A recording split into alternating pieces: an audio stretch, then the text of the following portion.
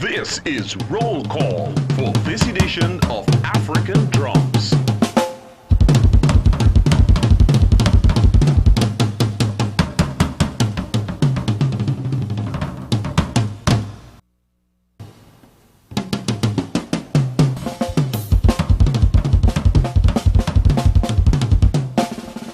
The African drums are sounding.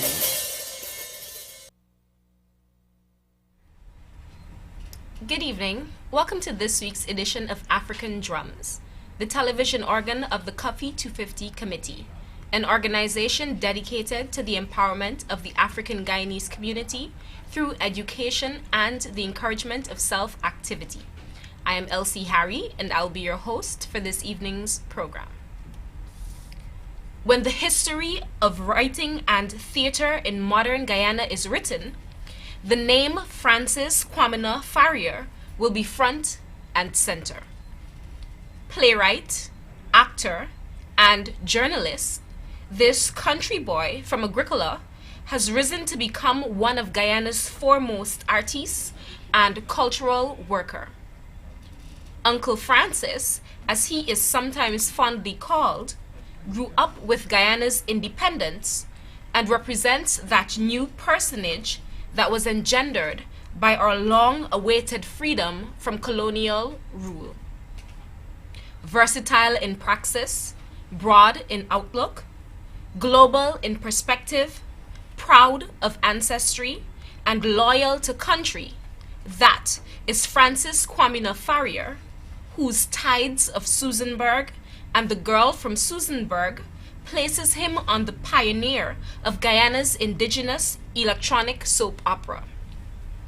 In keeping with Cuffy250's work in honoring African Guyanese who have made great contributions to Guyana and the world, African Drums today has the pleasure of speaking to the man himself.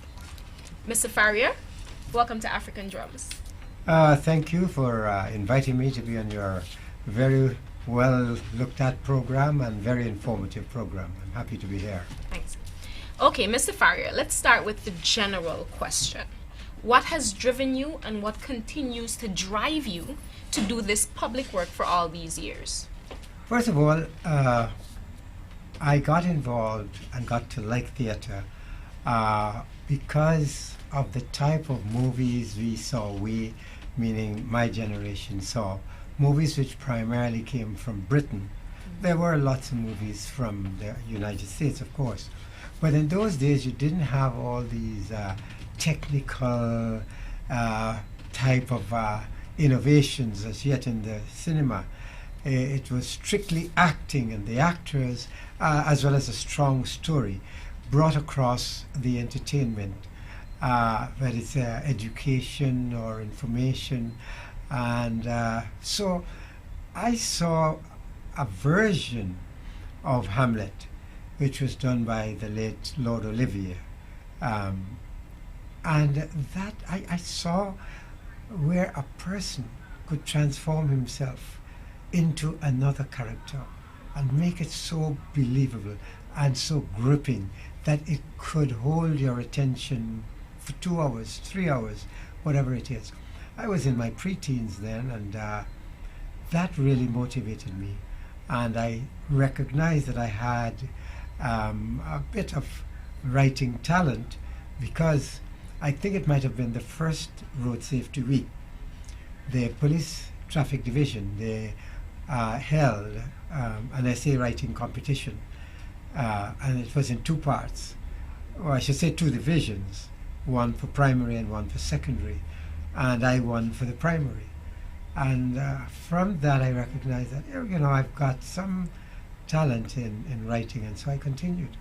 Okay, and even as you're talking about it, I see this smile on your face. I can tell it's something that you're definitely passionate about. Oh, absolutely, because one can, there are no boundaries in terms of imagination.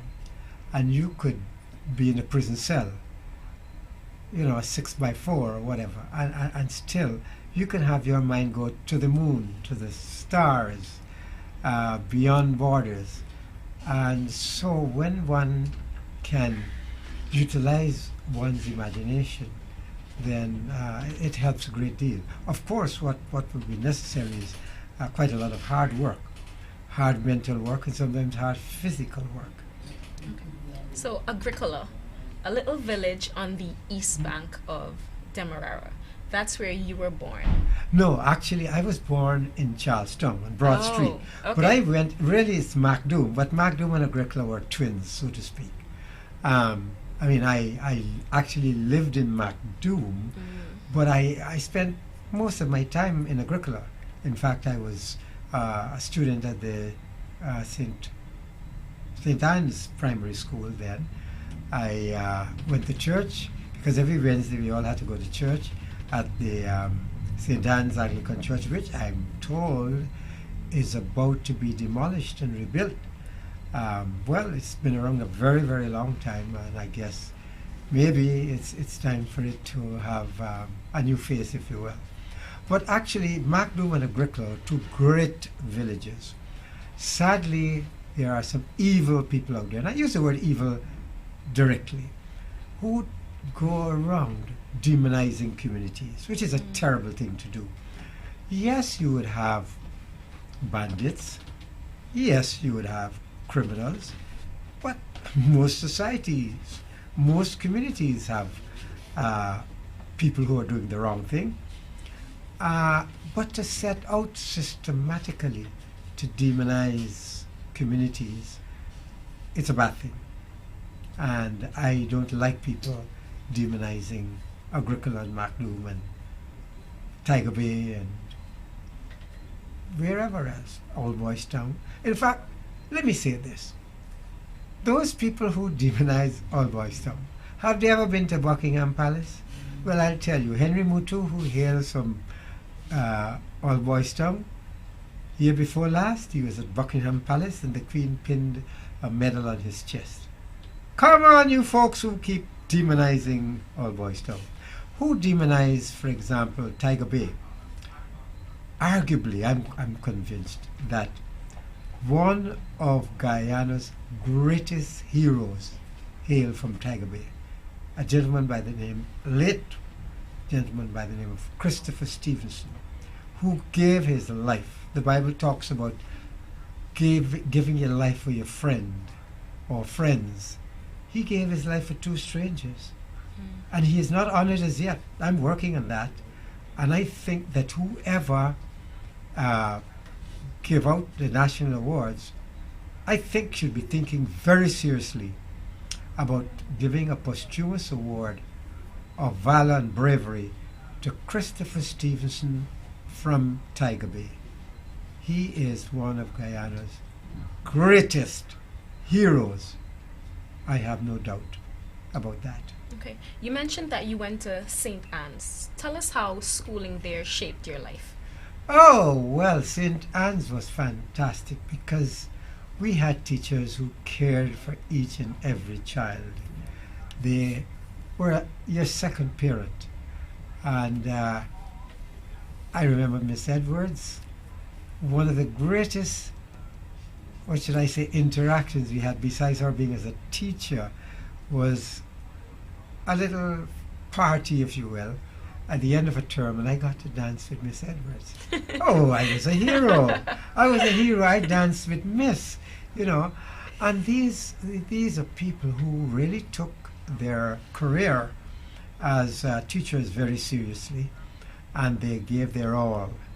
And yes, my early years, my early groundings, if I should use that word, came from my years, my very formative years at the St. Anne's School in Agricola. And I dare anybody to come in my face and tell me any nastiness about Agricola. They'll see the nasty side of me.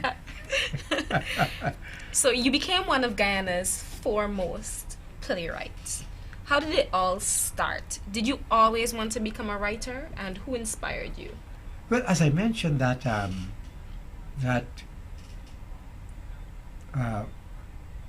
Road Safety Week essay competition. Yes. After that, actually, I was in a club, the Agricola Boys Club, and we used to do skits little things, if you will. And I got the idea to invite someone from the Theatre Guild, Ken Corsby. And Ken Corsby came up to Agricola, to our club, and he gave us a little bit of tuition. Then later we entered the drama festivals. Now that's another thing that gets me really mad. When people get out there in 2012 or whatever and say, we're now starting drama festivals. Baloney! Drama festivals was since I was a little boy, and I'm 77 now. So who trying to rewrite the history gets me very angry. Drama festivals started way back in the 1960s or thereabouts. And then you had the Sugar Estates drama festivals. So when people get out there and talking baloney about drama festivals starting in 2012 and 2011 or whatever, they're trying to rewrite history. And it's a terrible thing to try and do. Not while I'm around. Okay, you studied drama and journalism in Guyana, Trinidad, England, and Canada. Tell us about those experiences. In Guyana, it was workshops at the Theatre Guild. But even a little before that, there was a gentleman by the name, I can't remember his first name, but his last name was Hogarth. And he was running the YMCA up in Camp Road. And we did voice training there. And then later at the Theatre Guild, we did a lot of workshops. I should say I attended lots of workshops there. And then at the University of the West Indies, they did summer workshops for both theatre as well as journalism. Then I did a course at the Banff School of Fine Arts, which is the cultural arm of the University of Alberta in Western Canada. And I also did a full-fledged 3-year course at the University of Middlesex in London, England. So I've been around. Okay. You're probably best known for radio serials, The Tides of Susanburg and The Girl from Susanburg. What inspired them? Where were they set? And why those stories? First of all, I must say that the late, and it breaks my heart to have to say the late Rafi Khan, who was then program director at the then Radio Demerara. He was the gentle revolutionary, I like to call him. A not heavy-set person, a small, what we would call small bone, small stature person. But he was a person with lots of ideas and lots of inspiration. And he invited me once into his office and put this proposition to me to write a serial, radio serial. Now, prior to that, we got stuff from England, from Australia, and to think of me matching things like Uncle Paul's Second Spring and those very, very popular radio soap operas that came from abroad.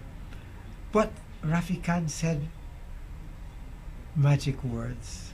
When I expressed a measure of apprehension, he said to me, "Francis, I know you can do it."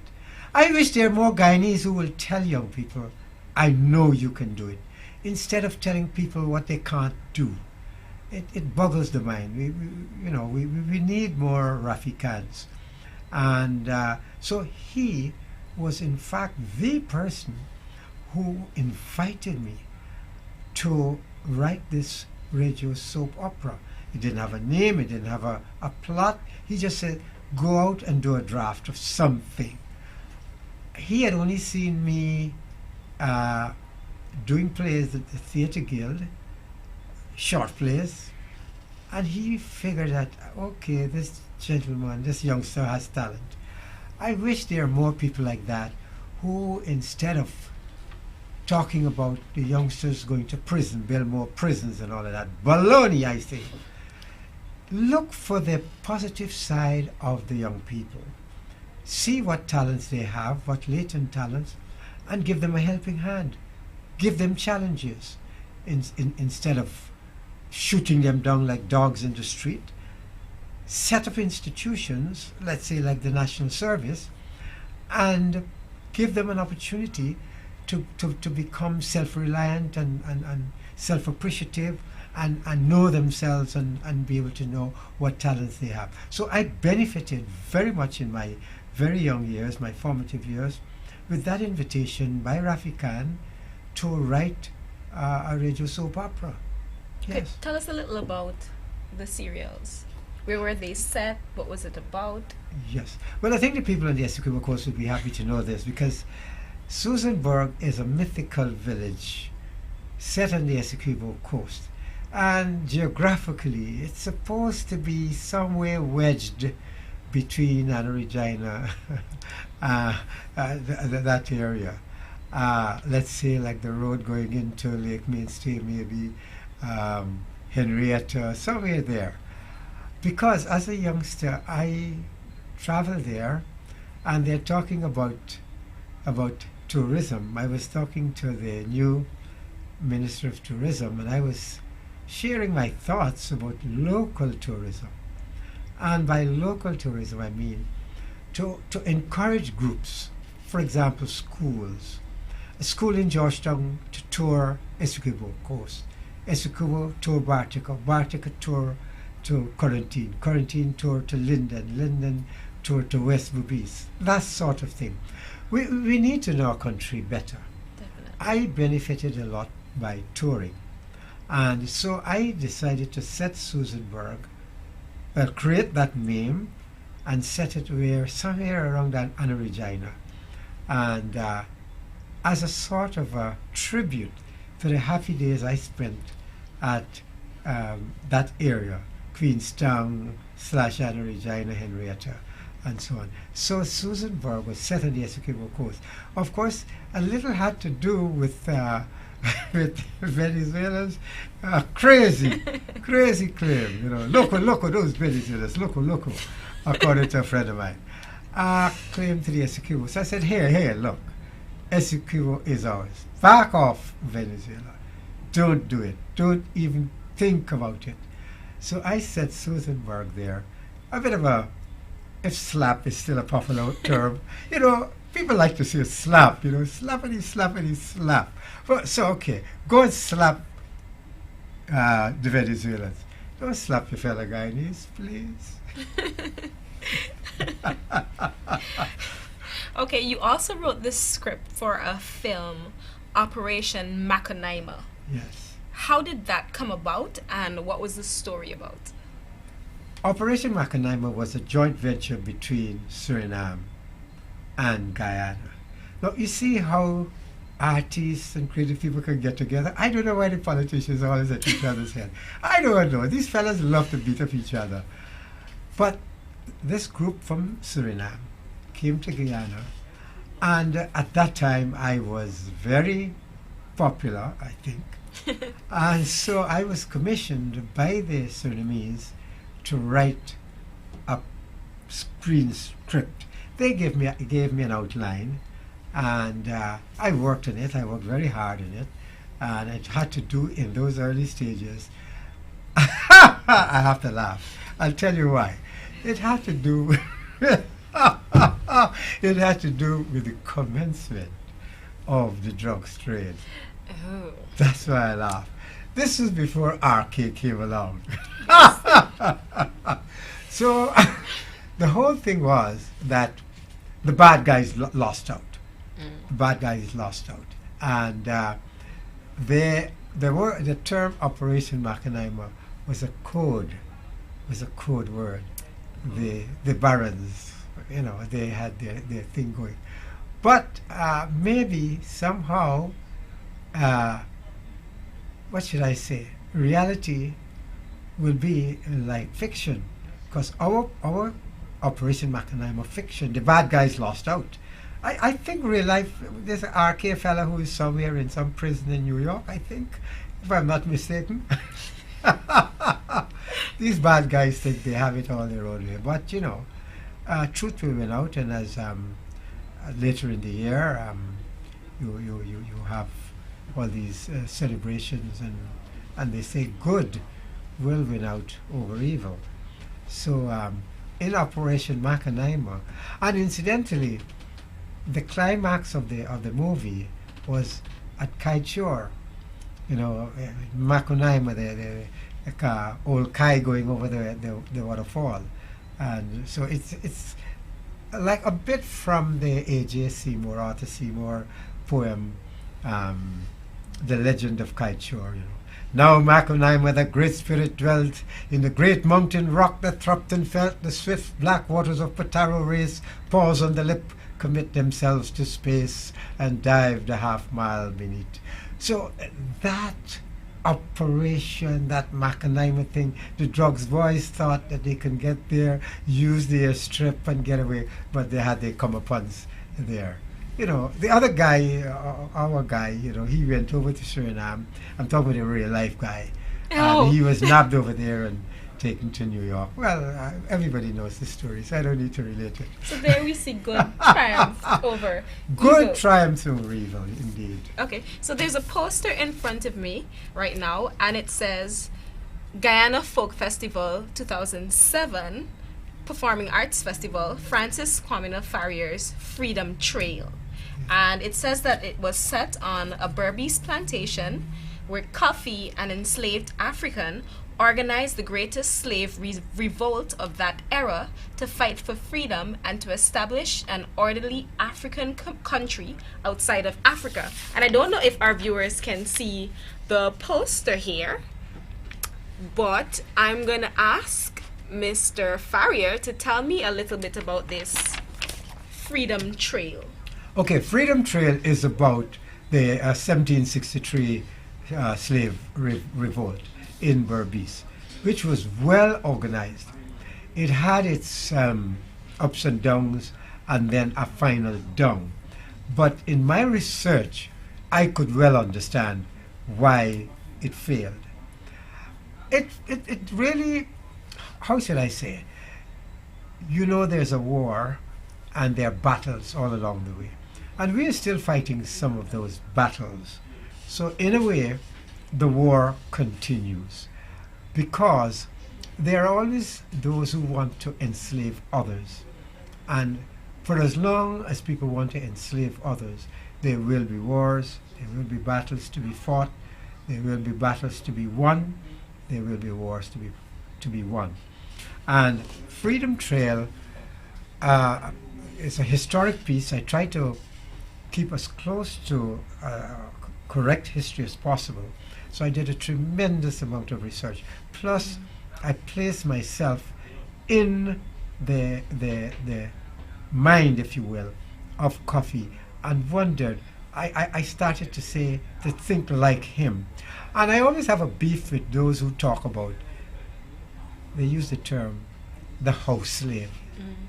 It's ridiculous. House slaves. Nobody chose to be a house slave. It's the most ridiculous statement when I hear people say, you're like a house slave. What does that mean? Okay, they intended to mean that you are passive. Cuffy was a house slave, but he was brilliant. Now, what is a house slave? A house slave, quote unquote, is someone who the slave owner say, come, you're working in the kitchen, or you're working in the garden. That person, that enslaved person, didn't choose to be a house slave. And who said every house slave was a sellout or a slave or a traitor? I take issue with that. Cuffy was, quote unquote, a house slave, but he learned so much by being a house slave. He heard Massa talk crap, and he said, okay, I'm going to sort this out. So Cuffy, the quote unquote house slave, was more dangerous than the field slave. So I take issue with people who try to imply that those enslaved persons who worked in the house were docile and were against their fellow slaves who worked in the field. I say baloney. Cuffy proved it. Cuffy went out there and he created a revolution. If Cuffy was this house slave who was so content and passive, would he have led a revolt, this powerful revolt? And the only reason that Cuffy lost is because two things. he had he was placed between a rock and a hard place. One, he had a brilliant, and some people get annoyed with me when I say, Hujinheim is a hero of mine. I'll tell you why I say this. Okay, Hujinheim, the Dutchman, beat my ancestor. But I have learned a lot when I read the story, when I thought about it. So someone hasn't got to necessarily be your race, your creed, for you to consider that person a hero. If that person has done something, or a group of things, a series of things, which stand out, then you have to say, hey, I have to consider that person a hero. Cuffy had too much hatred in his heart. This is my humble belief. And I feel strongly that he allowed his hatred for the Dutch to get to him so much that he made some mistakes that otherwise he would not have made. Now, here we have a house slave who wasn't in any way soft, but his anger at what he saw Master go off into the lodges or wherever, rape his women, come back with a big grin on his face.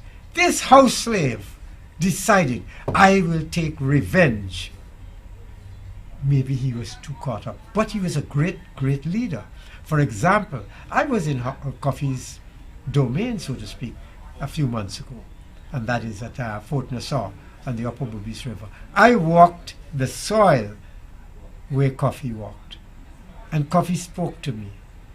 In my mind, I heard his voice, and I heard him say things that made me say, yes, he was a great leader.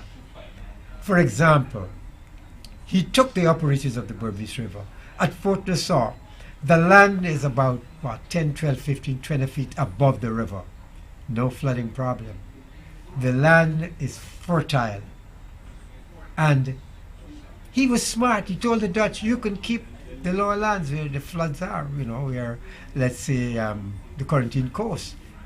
He wanted the operators, but he was also kind, even though he was so angry, because he was a negotiator of no mean order, and he had a kind heart. And I see many Cuffys throughout history in this country. I've seen the descendants of Cuffy being very kind-hearted, being open, being, I should say, generous to other ethnic groups. I've seen it in my lifetime. And if one studies the Guyanese history, you would see. So Cuffy and his lineage, throughout the centuries, have been open-minded and kind-hearted to other ethnic groups. There's no question about that. Cuffy did not decide to just simply destroy the Dutch, even though he had all this anger. But he called himself Governor Cuffy, and he ensured that his people, they started to farm. They weren't lazy. And he had a policy of ensuring that they feed themselves, and the land was fertile. And I'm hoping that the new Minister of Agriculture would go up to Fort Nassau sometime, because what I saw at Fort Nassau when I was there is fertile lands, and lands way above the high tide, and very fertile lands, and we should look into that. I think what you just said about Cuffy is interesting, because when we look at the statue of Cuffy, all we think of is revolution and revolt. But I think this is interesting that we're now learning about compassion and how to live hand in hand with our brothers of other ethnic groups, yes, as well as farming. So without a doubt, because for example, Cuffy was so magnetic, if you will, as a leader, and during the height of the revolution, the height of the war, some of the Dutch soldiers deserted Governor Hujinheim and went over with Cuffy. A lot of people don't know that. The white guys, the white soldiers, realizing that they were losing the battle, went over and joined with Cuffy. But Hujinheim was a very astute leader, very astute military man. And while like his movement, even though he beat my ancestor, he was just in his mid-30s. And to be such a brilliant military person says a lot for him. So again, I'm saying, although Cuffy was brilliant, very compassionate, Hu Jingheim outmaneuvered him. And we could learn from that. We could learn from that. And I would like to use this opportunity to appeal to all those folks who just love to talk about the house slave. You're like a house slave.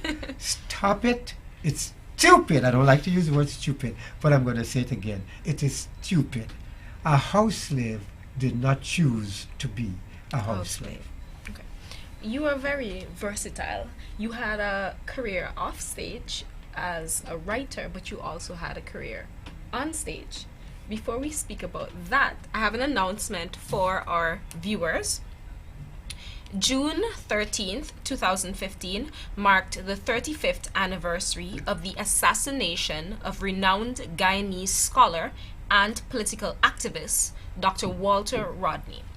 To mark the occasion, the Working People's Alliance, WPA, the party to which Rodney belonged, will be hosting a symposium on the political and economic challenges ahead for Guyana.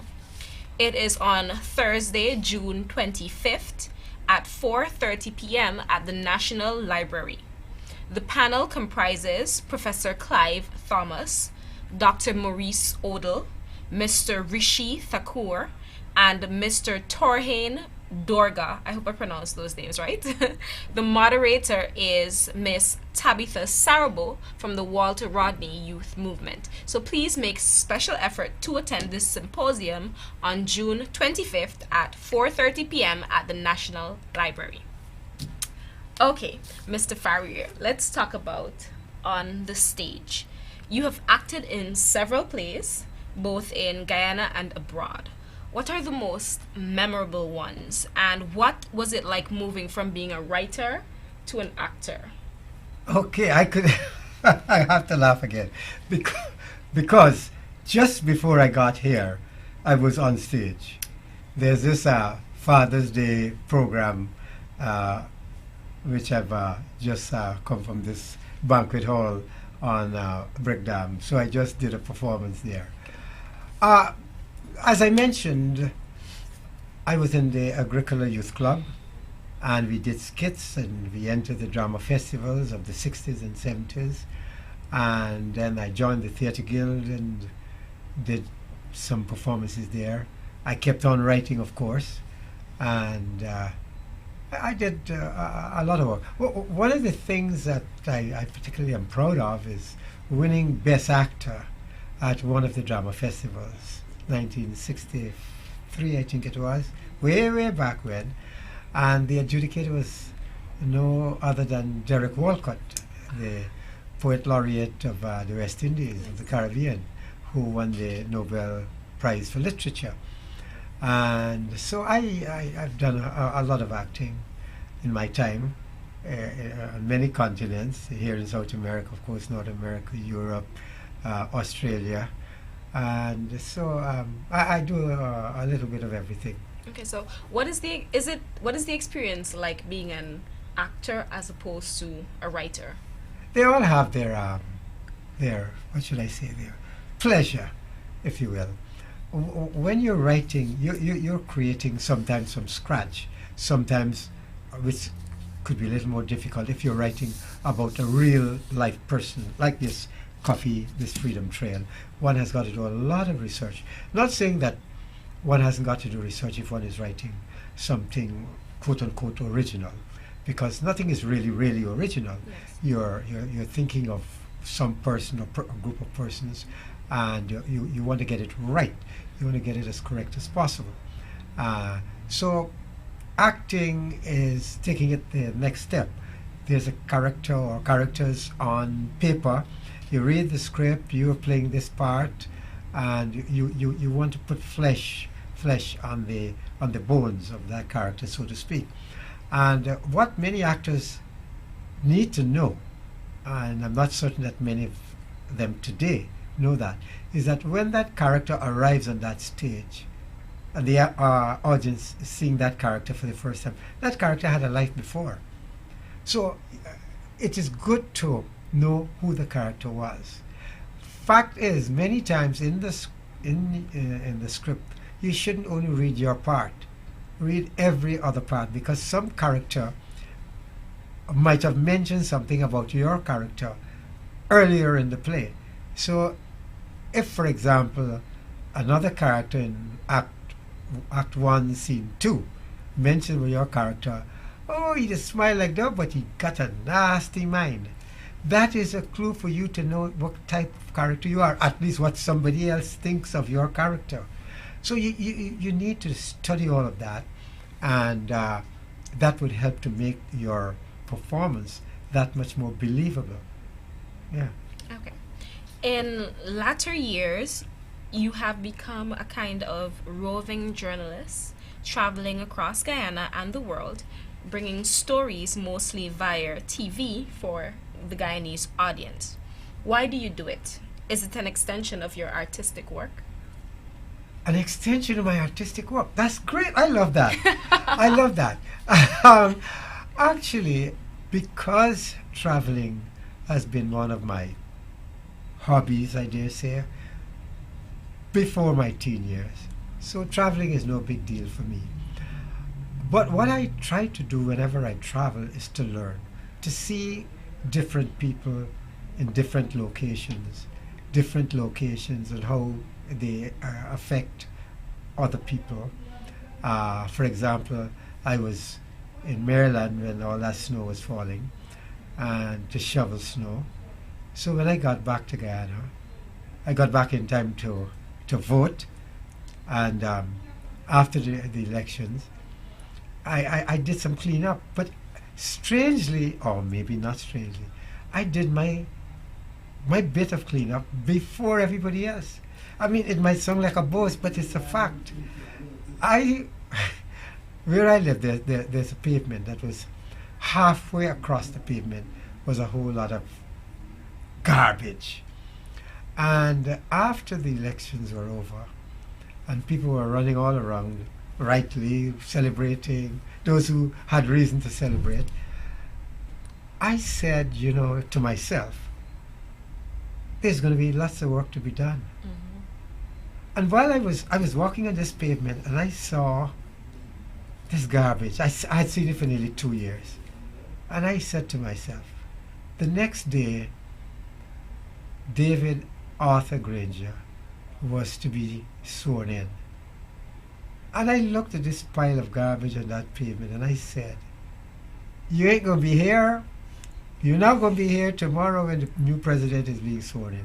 And that night, I put on my long boots, put on my gloves, get a spade, and I spaded up all that stuff in the dark of night.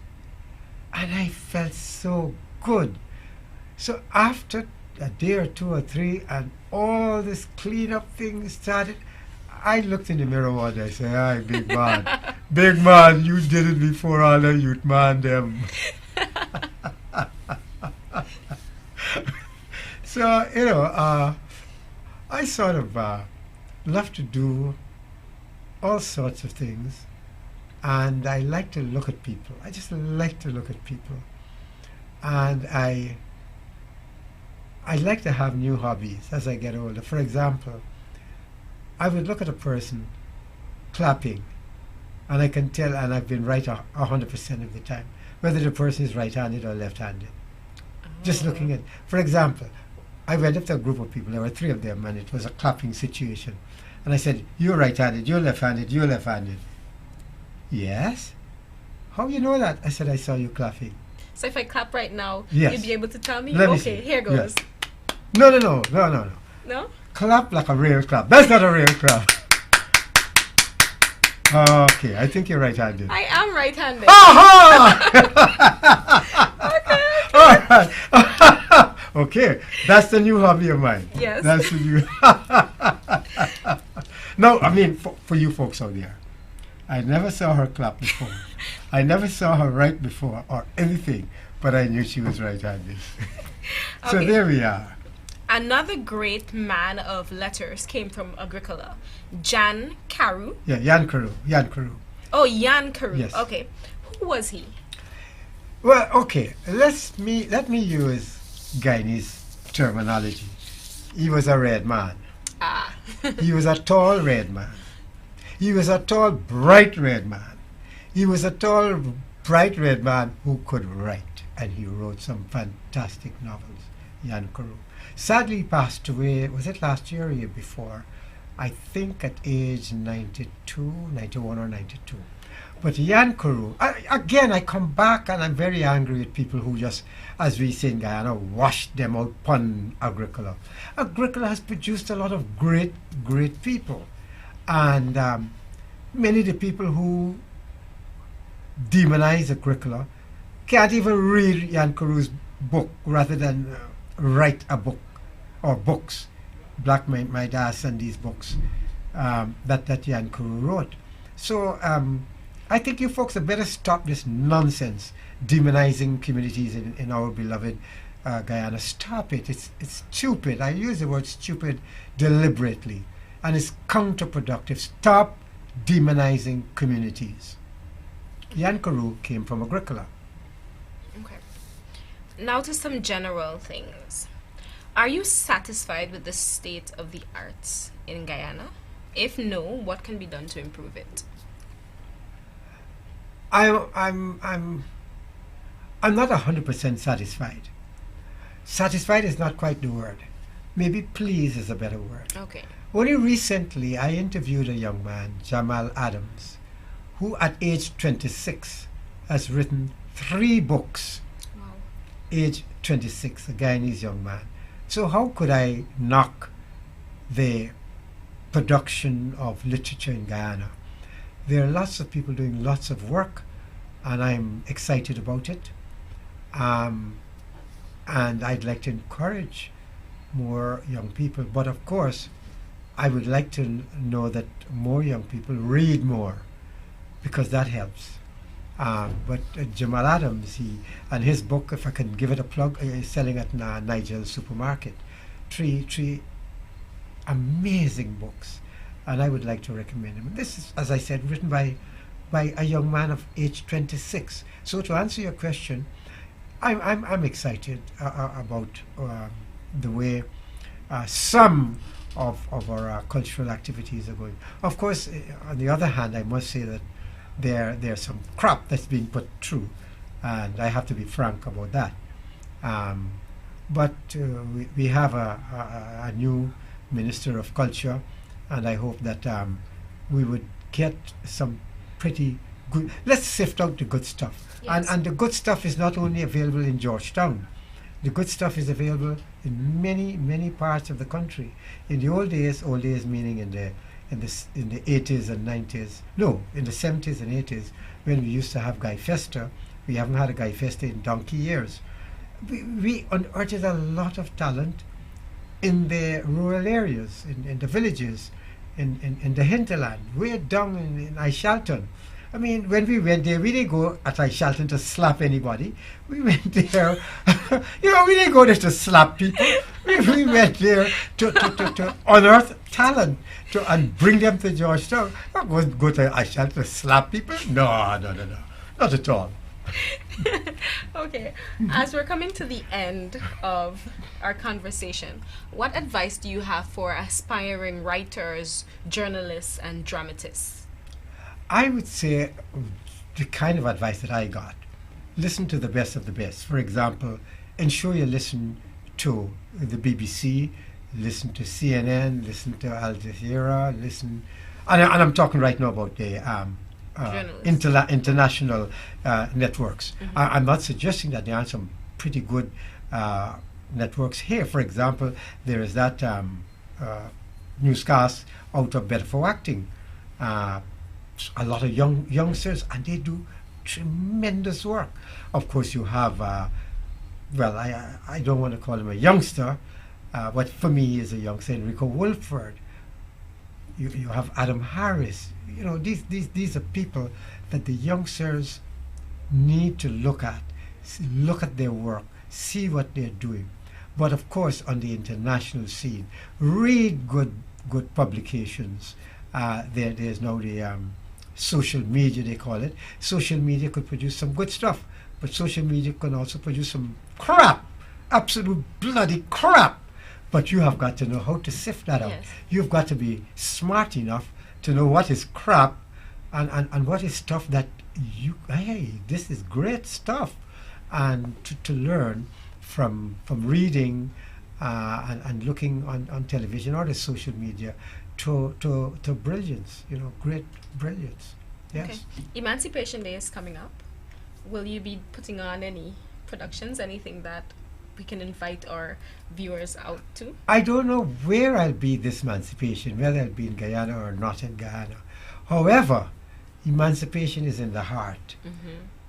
Because, you know, when one thinks of the fact, and this is historic fact, that the enslaved Africans toiled for 300 years or more, and at the end of the day had to buy the land that they toiled on, the land that they dug the canals and built the dams, buy it at exorbitant prices, and then to have evil people flood it out, and in more recent times to flood it again.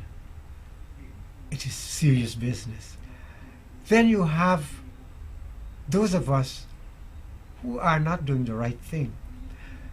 One can blame somebody else, but you've got to look in the mirror and say, to what extent am I messing up, and messing up big time? What could I do better as somebody whose ancestors worked hard for their emancipation, whose ancestors paid a high price for the land that they bought?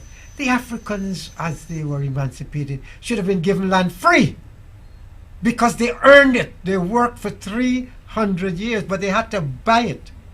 They had to pay good money for it. When others came, they were given a big lump sum after 5 years. And they were given everything, well, not expensive.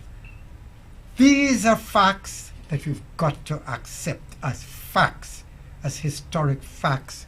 And so when emancipation comes around and we celebrate, although it's jollification, there should be a serious side to it. And my contention is emancipation should never be, or shouldn't be, an occasion to blame somebody for slavery. Because when I went to Africa, and I went to Africa a few times, I would say to my African brothers, why did you sell me into slavery? You know, and every single African that I've posed that question to responded as if he personally sold me personally into slavery and apologized. So we've got to take some of the blame. The white man didn't go rounding us up. We rounded up each other and sold us. Having said that, however, I must point out that that was what happened then. And slavery didn't begin in Africa. That's another thing I want our people to know. Slavery was in biblical times. We know of Joseph, the Technicolor Yes. coat. That was biblical times, and that was slavery. So again, Africans must stop this nonsense, feeling that only Africans were slaves. Others were slaves. In fact, there was Africans who had white slaves, if people study their history, because slavery was business then. It was the norm, so to speak. Of course, what is bad is when you have slavery today. And we know trafficking in persons, Yes. that's another story anyway. Yes. But regards emancipation this year, well, I hope to be in Georgetown, but I'm not 100% certain. Okay. Thank you, Mr. Farrier, for being on African Drums, for sharing your life and your art with us. I know, I could tell by talking to you that it's just something that you absolutely enjoy. And I hope that persons watching this program will borrow some of your passion for the arts. So thank you for being on African Drums. And thank you for having me. Dum-dum-dum-dum. African Drums! Thank you. Okay, viewers, thank you for staying with us. Don't forget to attend the symposium being hosted by the WPA under the theme, The Political and Economic Challenges Ahead for Guyana. It's on Thursday, June 25th at 4:30 p.m. at the National Library. The panel comprises Professor Clive Thomas, Dr. Maurice Odell, Mr. Rishi Thakur, and Mr. Torhain Dorga. The moderator is Miss Tabitha Sarabo of the Walter Rodney Youth Movement. Please like our Facebook page, it's Cuffy250. Subscribe to our YouTube channel, Cuffy250, for videos of the show and other events. Please also donate to the cause, and we look forward to hearing from you. It's Cuffy250gy@gmail.com. Thank you for watching African Drums, the television organ of the Cuffy250 Committee, an organization dedicated to the empowerment of the African Guyanese community through education and the encouragement of self-activity. I am Elsie Harry. See you next time.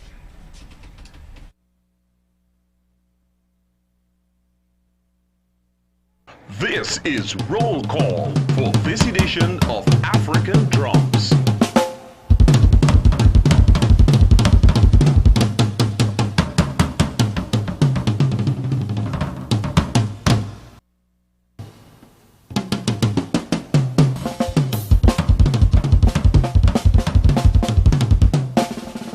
The African drums are sounding